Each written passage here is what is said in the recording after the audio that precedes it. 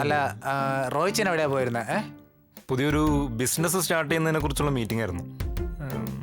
First round conference കഴിഞ്ഞിട്ടുള്ളൂ. ഒന്നും പറയാറായിട്ടില്ല. എന്ത് ബിസിനസ്?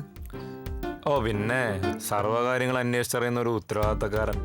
എന്താ പേഴന്ന് മനുഷ്യൻ തലയ്ക്ക് വരാൻ തുടിച്ച് കയറി വരുമ്പോൾ എന്തെല്ലാം അറിയേണ്ട ഓരോരുത്തർക്ക്. ഞാൻ AC കാറിലിരുന്ന് ലൈം ജ്യൂസും കുടിച്ച് സൂഹിക്കാൻ പോയൊന്നല്ല. പപ്പ വരുന്നതിന് മുമ്പ് നല്ല മറ്റൊരു ബിസിനസ്സും കൂടി നമ്മുടെ പേരിൽ സ്റ്റാർട്ട് ചെയ്യാൻ പറ്റുമെന്ന് പറയാൻ വേണ്ടി പോയതാണ്.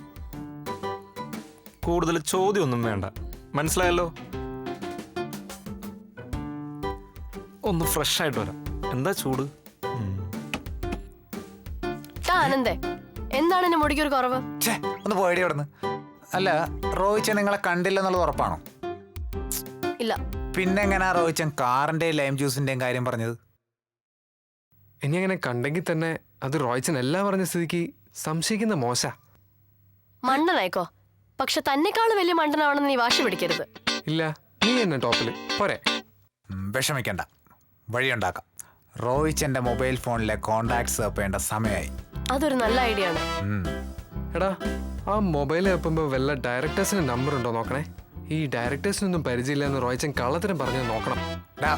ദയവ് ചെയ്ത് എന്തെങ്കിലും പറയുന്നതിന് മുമ്പ് എന്താ പറയുന്നത്, എപ്പോഴാ പറയുന്നതെന്ന് പറഞ്ഞിട്ട് പറയണം. എന്താന്ന് വെച്ചാലേ എപ്പോഴും മനുഷ്യന് ക്ഷമ കിട്ടുമെന്ന് അറിയാൻ പാടില്ലാത്തോണ്ടാ. ഇനി ക്ഷമ വേണമെങ്കിൽ ഇവളുടെ ജിമ്മിൽ പോയ പോരെ.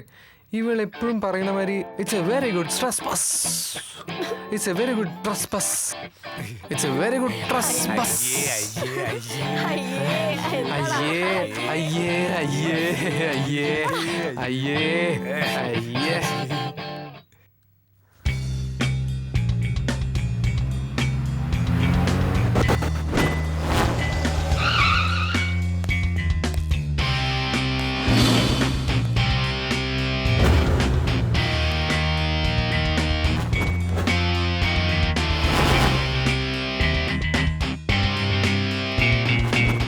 रोई को पकड़ना मुश्किल ही नहीं, नामुमकिन है.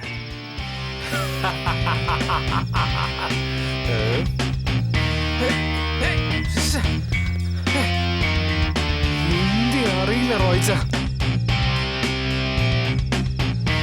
ഹിന്ദി അറിയാനിട്ടാ റോയിച്ച.